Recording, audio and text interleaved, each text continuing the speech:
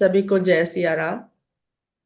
और हम लोग दोहा संख्या 16 से थोड़ा पहले, थोड़ा रह गया था, वहां से ही आरंभ करेंगे कि भगत की साधन कहूँ बखानी, सुगम पंथ मोहि पावहि प्राणी। तो अभी हम लोग जहां पर उलझे हुए हैं कि विद्या क्या है, अविद्या क्या है, निर्माता कौन है, निर्मित क्या है, तो ये सब जानने की प्रक्रिया ही तो विद्या है, ज्ञान है, बुद्धि है। तो बुद्धि हमको दी गई है इसलिए कि हम जाने समझें, लेकिन जान समझकर हम आगे किधर बढ़ रहे हैं, ये हमारे अपने जो अहंकार, मन बुद्धि चित्त अहंकार, इन चारों चीजों से ये प्रेरित है कि वो हमें किस दिशा में ले जाता है, किस मार्ग में ले जाता है। तो कहते हैं जो भक्ति का मार्ग है, जो जब हम भक्ति को साधन बना लेते हैं कि हमें कुछ नहीं जानना है, हमें केवल प्रेम करना है। और प्रेम करना नहीं है, प्रेम तो हो गया है। प्रेम हो गया है तो हम लॉजिक लगाए तो फिर प्रेम नहीं रह जाएगा, फिर लॉजिक रह जाएंगे, जिसको कहते हैं प्यार अंधा होता है। और प्रेम हो गया है, ये सरल, इतना ये साधन इतना सरल है कि इस सरल मार्ग में चल के प्राणी मुझे पा लेता है। तो जब पा लेता है, जब उसको ही पा लिया जिसके भीतर सब कुछ निहित है, सारा ज्ञान निहित है, तो वो तो उसको प्राप्त हो जाएगा ना। जैसे बहुत सीधा सीधा समझिए कि ज्ञान मार्ग से हम ज्ञान प्राप्त करते हुए ईश्वर की ओर बढ़ते हैं, और भक्ति मार्ग में हम ईश्वर की ओर बढ़ते हैं। ईश्वर जब मिल जाता है तो हमें ज्ञान की प्राप्ति हो जाती। प्रथम ही विप्र चरण अति प्रीति, निज निज कर्म निरत श्रुति रीति। और जब मुझे पा लेता है तो पहचान क्या है कि भक्ति के मार्ग पे वो चल पड़ा है। तो सबसे पहली जो बात है कि विप्र के चरण में अत्यधिक प्रेम होएगा, और अपने अपने कर्म को वेद वर्णित नीति के अनुसार करेगा। वेद वर्णित रीति नीति, अगर आप पुत्र हैं, पुत्री हैं, स्त्री है, चिकित्सक है, अध्यापक अध्यापिका है, जो कुछ भी है, क्या हम अपने उस कर्म का धर्म पूर्वक निर्वहन कर रहे हैं? बस इतना ही करना है, काम चोरी नहीं करनी है। इसी कर्म को सेवा भगवान कहते हैं, यही सेवा है। ये सेवा नहीं है कि हम बाहर निकल के तो खूब झूठ बोल रहे हैं, खूब दंड फंद कर रहे हैं, छल कर रहे हैं, द्वेष कर रहे हैं, और घर आके ठाकुर जी की खूब पूजा अर्चना, नहलाना धुलाना, भोग प्रसाद सब कर रहे हैं। तो ये मूर्ख बनाना है स्वयं को। यही कर फल पुनि विषय विरागा। जब इस प्रकार जीव आगे बढ़ता है तो इसके फल के रूप में उसे विषयों से वैराग्य हो जाता है। तब मम धर्म उपज अनुरागा। और जब विषयों से वैराग हो जाता है, तब मेरे धर्म में अनुराग उत्पन्न होता है। तो उल्टा हो गया ना, या तो हम सब विषयों से वैराग ले लें और जंगल में चले जाएं और वहां पर जाकर के तपस्या करें और भगवान को पाने ढूंढने का प्रयास करें, या हम भगवान से प्रेम कर लें तो धीरे धीरे विषयों से वैराग्य हो जाएगा और भगवत धर्म में हमारा अनुराग उत्पन्न हो जाएगा। श्रवणादिक नव भक्ति दृढ़ाही, मम लीला रति अति मन माही। और फिर जब मेरे ही बारे में श्रवण करता रहेगा तो नवों प्रकार की भक्तियां उसके भीतर दृढ़ हो जाएंगी। नवों प्रकार की, ये नव नव भक्तियां जो है, नवधा भक्ति, ये हम लोग शबरी प्रसंग में समझेंगे। तब आप इसको और उसको जोड़ के इसको समझने का प्रयास करिएगा, अपने लिए स्वयं नोट्स बना लीजिएगा। और मेरी लीला में उसका मन लगने लगता है। मम लीला रति अति मन माही, उसके मन को मेरी लीला सुनना अच्छा लगने लगता है। संत चरण पंकज अति प्रेम, मन क्रम वचन भजन दृढ़ नेमा। संतों के चरण कमल में प्रेम हो जाता है और मन वचन कर्म से वो दृढ़ता नियम पूर्वक मेरा भजन करता है। भजन का अर्थ यही होता है कि जो हम भजते हैं वही करने के लिए प्रेरित भी रहे। गुरु पितु मातु बंधु पति देवा, सब मोहि कह जाने दृढ़ सेवा। इस संसार में वो मुझे ही अपना गुरु, माता पिता, भाई, स्वामी और सब तरह के देवता, वो सब मुझे ही माने और मुझे ही सब कुछ मानकर मेरी सेवा में दृढ़ रहे। मम गुण गावत पुलक शरीरा, जब मेरे गुणों को गाए तो उसका शरीर आनंद से पुलकित हो जाए और गदगद गिरा नयन बह नीरा, उसकी वाणी अवरुद्ध हो जाए, भारी हो जाए, हर जाए, गदगद वाणी हो जाए। आनंद की ऐसी अवस्था जिसमें आनंद और अश्रु दोनों मिल जाते हैं, वैसी उसकी वाणी हो जाए और नैनों से जल बहने लगे। यानी जो आनंद है, ऐसी अवस्था हो गई ना जहां भेद ही खत्म हो गया। तो आनंद और शोक का भेद खत्म होने का हमारे शरीर में लक्षण क्या है? हम आनंद में, हम प्रसन्नता में होते हैं, हम हंसते हैं, खुश दिखाई देते हैं। हम शोक विषाद में होते हैं तो हमारी आवाज रुंधती है और हम आंखों से आंसू बहाते हैं। लेकिन जब ये दोनों भेद मिट गए, शोक के और हर्ष के, तो हम ऐसे आनंद में है कि हम प्रसन्न भी हैं और हम शोक के सारे लक्षण भी प्रकट कर रहे हैं। तो जब जब जब भेद दूर होगा, तब तब अपने आप को ईश्वर के सानिध्य में समझिएगा। काम आदि मद दंभ न जाके, तात निरंतर बस में ताके। जिसको किसी प्रकार का मद, नशा, यानी मेरे पास तो इतना धन है, मेरे पास तो इतनी पावर है, मेरे पास तो इतना पैसा है, इस तरह का कोई मद ना हो, और मद के साथ साथ इनका दंभ भी ना हो, और काम आदि जिसके पास ना हो। हे लक्ष्मण, हे तात, मैं सदा उनके वश में रहता हूं। तो संसार और माया जिसके वश में है, वो भक्ति और प्रेम के कारण अपने भक्तों के वश में हो जाता है। वचन कर्म मन मोरी गति, भजन करहि निकाम। तिनके हृदय कमल मोह, करऊं सदा विश्राम। जो मन वचन और कर्म से, जिनका एक ही गति है, गति यानी आगे बढ़ना, कि सिर्फ भजन करना है लेकिन निष्काम भाव से। क्या हम 1.25 लाख जप कर रहे हैं और इसलिए कर रहे हैं कि कोई भी उसके पीछे हमारी एक इच्छा निहित है? ऐसा नहीं, निष्काम भाव से मेरा भजन करे।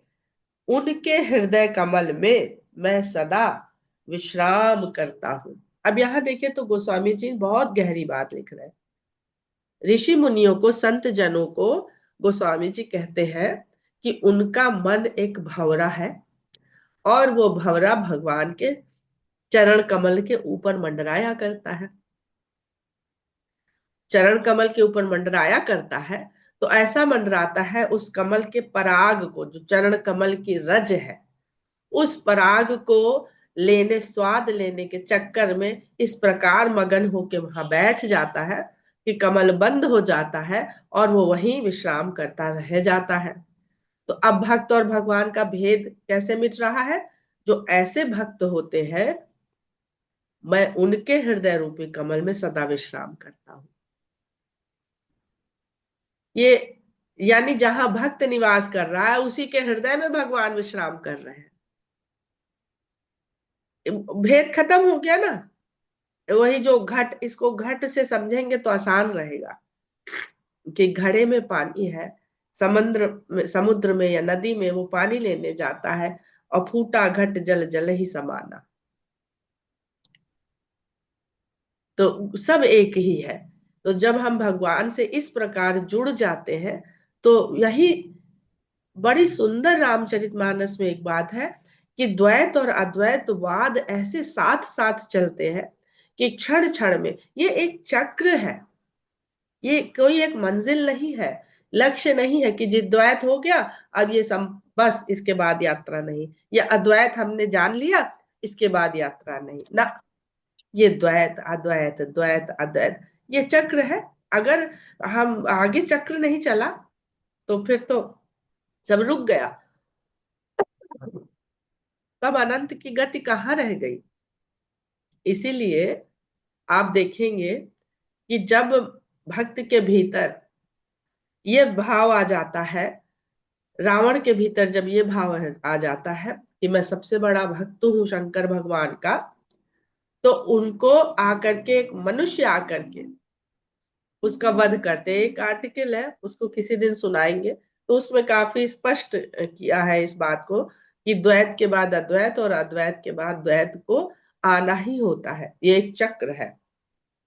भगति जोग सुन अति सुख पावा, लक्ष्मण प्रभु चरणन सिरुनावा। इस प्रकार भक्ति योग को भगवान राम के द्वारा सुन करके लक्ष्मण जी ने बहुत सुख पाया और भगवान के चरणों में शीश नवाया। यही विधि गए कछुक दिन बीती, कहत विराग ज्ञान गुण नीति। इस प्रकार पंचवटी में कुटिया में निवास करते हुए कुछ दिन और बीत गए। इस दौरान सब में तीनों लोगों में आपस में ज्ञान वैराग्य गुण और नीतियों की चर्चा होती रही। सूपनखा रावण कै बहिनी,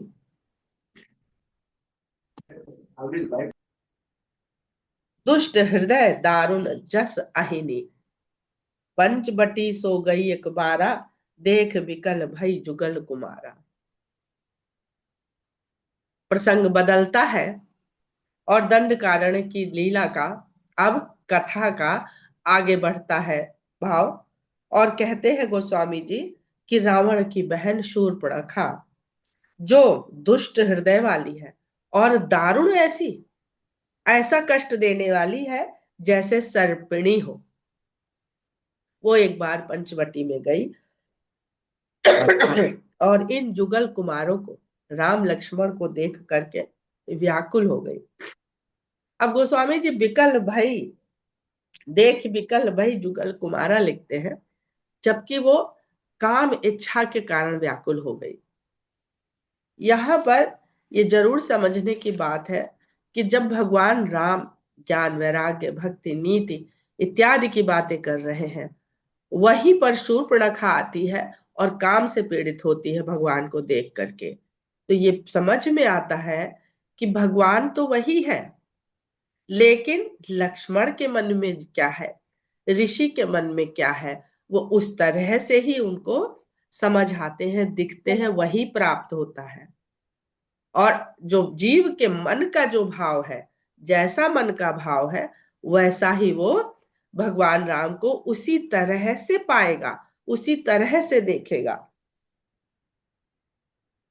भ्राता पिता पुत्र उर्गारी, पुरुष मनोहर निरखत नारी। काकभूषुंड जी गरुण जी से कहते हैं कि जो स्त्री पुरुष के प्रति उसके सौंदर्य को देख करके काम इच्छा से व्याकुल हो जाए, पीड़ित हो जाए, चाहे वो उसका भाई हो, पिता हो या पुत्र हो, बस वो सुंदर पुरुष होना चाहिए, उसको देखते ही उसके मन में काम वासना जागृत हो जाए, होई विकल सक मन ही न रोकी। इस तरह से शूर्पणखा व्याकुल हो गई और अपने मन को रोक नहीं सकी। अब जो उसके भीतर व्याकुलता बढ़ी, उसको वो रोक नहीं सकी। जिम रवि मणि द्रव रबहि बिलोकी, जैसे रवि मणि माणिक सूर्य को देख करके पिघल जाता है। कहते हैं माणिक को सूर्य के तेज में रख दीजिए तो सूर्य की मणि होते हुए भी वो पिघल जाता है। ये थोड़ा कठिन है, इसका क्या अध्यात्म पक्ष है वो अभी भी हमें बहुत स्पष्ट नहीं हुआ है, तो इसको हम लोग यही ऐसे ही पढ़ते हुए आगे बढ़ते हैं। जिम रवि मणि द्रव, मतलब यहाँ पे रिश्ते का कोई भाव ही नहीं रह गया, रवि मणि है और रवि को देख के ही वो पिघल गई, मणि पिघल गई। ऐसे ही शूर्पणखा राम और लक्ष्मण की सुंदर जोड़ी को देख करके काम वासना से पीड़ित हो गई, रुचिर रूप धरि प्रभु पही जाए। अब यहाँ पर हम लोग थोड़ा शूर्पणखा को समझ लेते हैं। अध्यात्म रामायण शूर्पणखा के बारे में लिखती है कि शूर्पणखा उस तरह की स्त्री को कहते हैं। यहाँ पर एक विशेष चरित्र है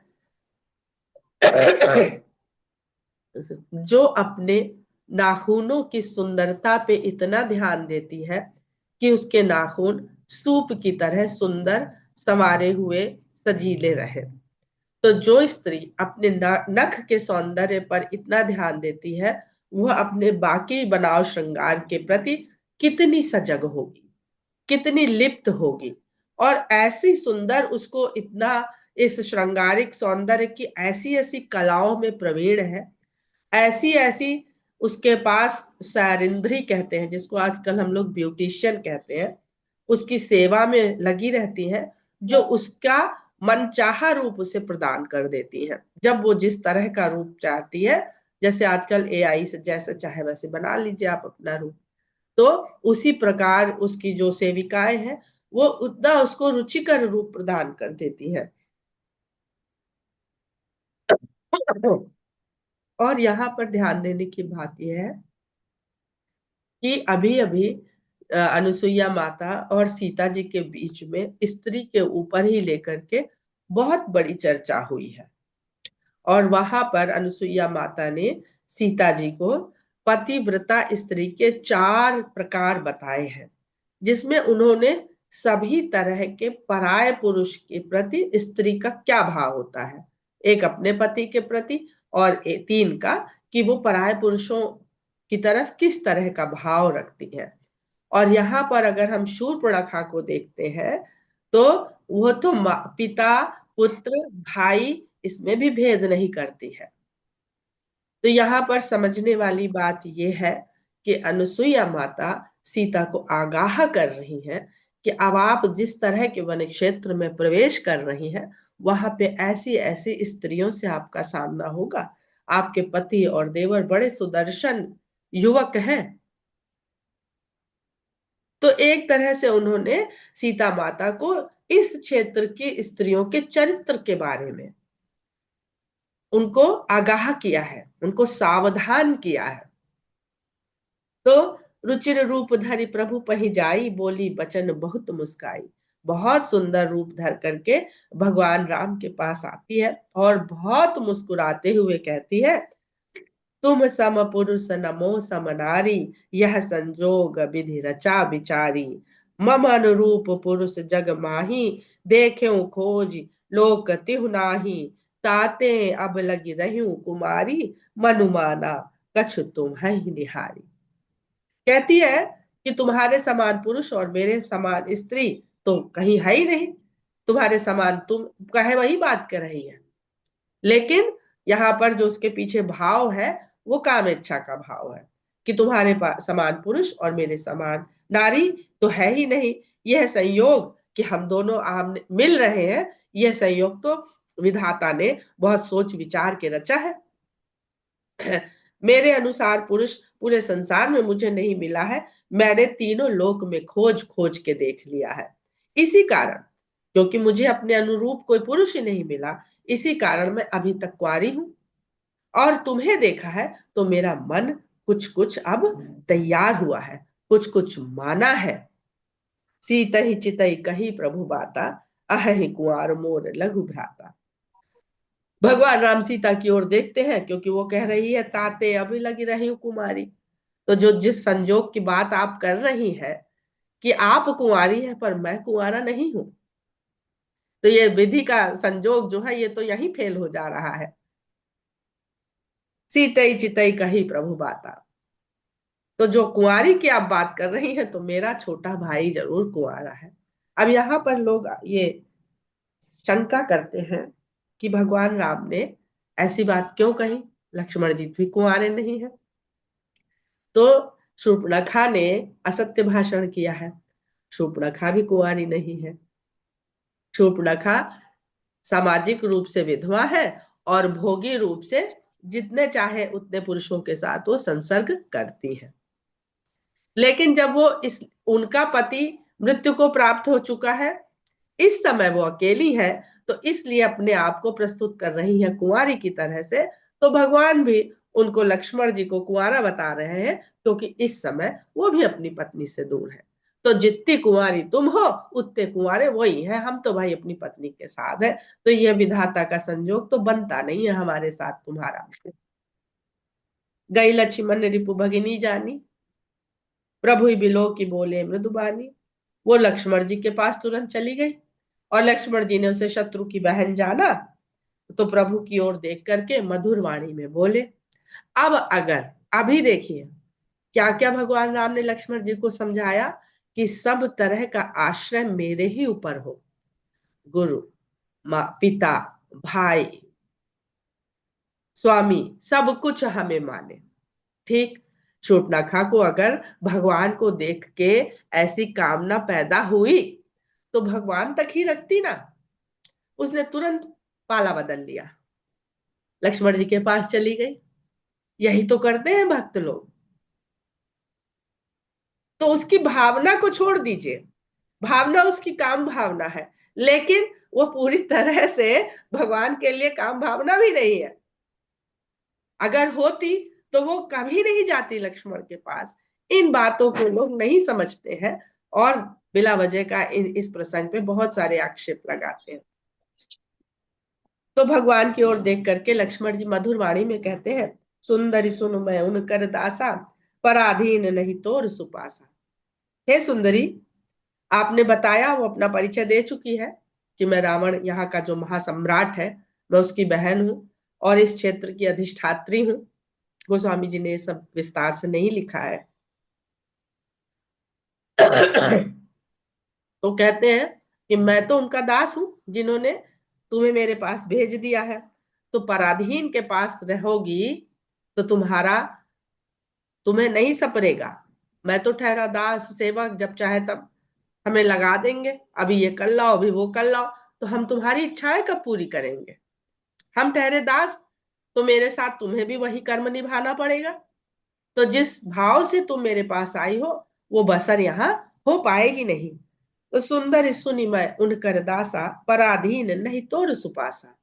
पराधीन के पास तुम्हारा कैसे होगा बसर। प्रभु समर्थ कौशलपुर राजा, जो कछु करहि उन्हीं सब छाजा। हाँ, वो तो कौशलाधीश है। और भाई अब अयोध्या के राजा कह दिया उनको, क्योंकि अयोध्या के राजा तो दशरथ जी की भी 3 पत्नियां हैं। तो उनको जो सब करे वो सब उनको फपता है। राजा लोग तो रखते हैं 1 पत्नी, 2 पत्नी, बहुपत्नी। सेवक सुख चह मान भिखारी, व्यसनी धन शुभ गति विभिचारी। लोभी जसु चह चार गुमानी, नभ दुहि दूध चाहत अय प्राणी। तुम मेरे पास आओगी तो तुम जिस काम सुख की इच्छा से मेरे पास आओगी, सेवक के पास रहने से कोई सुख की प्राप्ति नहीं होती है। और जो भिक्षुक हो, वो चाहे कि वो भीख भी मांगता रहे और उसका आत्मसम्मान भी बना रहे, तो ये संभव नहीं है। व्यसनी, जिसको अनेक तरह के व्यसन हो, शराबी हो, जुआरी हो, वो चाहे कि उसके पास धन जुड़ जाए, व्यसनी धन, उसके पास धन जुड़ जाए, वो भी संभव नहीं। अभी अभी लक्ष्मण जी ने भगवान राम से ज्ञान, वैराग्य, भक्ति और नीति की इतनी जो शिक्षा ली है, अब वो मिल गई है शूर्पणखा, तो उसको वो नीति ज्ञान बता रहे हैं, समझा रहे हैं। भाई कोई तो मिला जिसको थोड़ा पढ़ा जाना सीखा, तो किसी को बताने का मिल गया, तो वो उसे समझा रहे हैं। व्यसनी धन शुभ गति विभिचारी, और जो व्यभिचारी पुरुष हो, व्यभिचारी जीव हो, उसकी शुभ गति हो, वो संभव नहीं है। जैसी करनी वैसी भरनी। लोभी जसु चह चार गुमानी, जो लालची व्यक्ति हो, वो चाहे कि उसको यश मिल जाए। यश मिलने के लिए तो दान पुण्य करना पड़ता है, लालच को त्यागना पड़ता है। लालची व्यक्ति, लोभी व्यक्ति अपनी संपदा तो बढ़ाता रहता है, पर यश प्राप्त नहीं करता है। और जो घमंडी आदमी हो, वो चाहे कि उसको चारों पदार्थ मिल जाए, चारों पुरुषार्थ उसे प्राप्त हो जाए। तो ये कुछ ऐसा ही है कि आकाश को दूह के दूध प्राप्त करना चाहता है प्राणी। यहाँ पे बहुत सुंदर निर्गुण ब्रह्म का भी बहुत सुंदर यहाँ पे वर्णन है। पुनि फिर राम निकट सो आई, तो लक्ष्मण जी से इस प्रकार बोली, सोची ये तो कुछ ज्यादा ही ज्ञान नीति सिखाने लगा है।